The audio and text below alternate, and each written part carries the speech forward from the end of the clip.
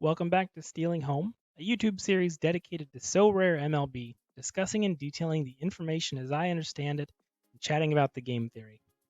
So I'm noticing a trend.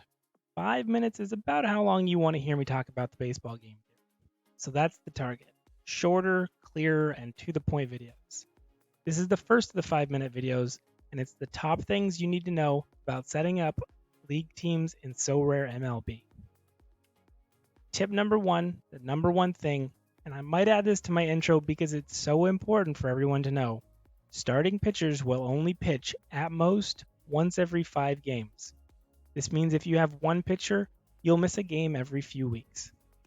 Setting up an inexpensive limited league, hopefully you've got a common starting pitcher you can use in conjunction with a purchased starting pitcher. Even with 2, you may have a game week where they both don't start. But you can deal with that when the game week presents itself, and hopefully you've earned some rewards to cover that cost. Tip number 2 is about star players. Top players cost significantly more per point versus players who are just a few slots down the ranking. When we're working with a scarce amount of Ethereum, we want to pick each player card based on an optimal number of earned points.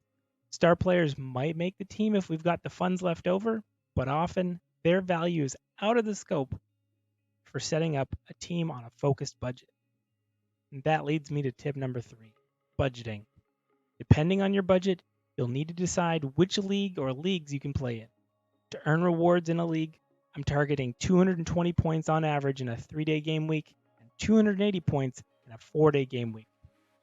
For a rare league, this is approximately 0.15 Ethereum or $266 US. That's using the currently allowed 3 limited player cards and required 4 rare player cards, including a pitcher. For a limited league, it can depend on the quality of your commons, but I'll assume you have none and field a full team of 7. This would be about 0.08 Ethereum or $142 US.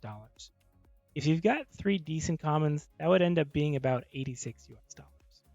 So again, real quick, for a rare league, you'll want a budget of $250 US, and for limited league, between $85 and $150 US, depending on your commons, current market prices, and how lucky you are at auctions. Number 4 is about matchups.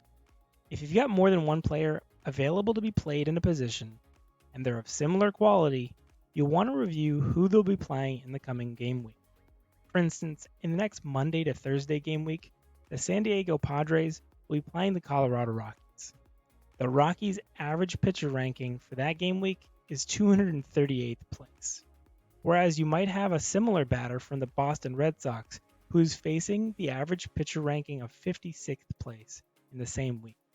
If both batters are of similar quality, you'll want to choose the batter who has the easier game week. And finally, tip number 5, stacking versus individual play. In SORARE MLB, stacking isn't as effective as it is in football. The reason for this is that the pitcher's point value is much less dependent on the points generated by the batters.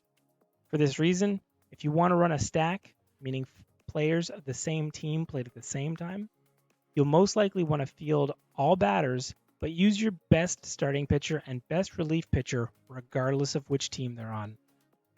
And that's it for my SORARE MLB top tips. There's a lot more to share, but I'm trying to keep the episodes short. The next episode will be on player card valuations.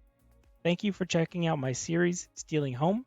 Check out the links in the description below, and it'll help you find out about upcoming games, pitching lineups, and making sure you're not missing out on any points. I'll see you in the next one.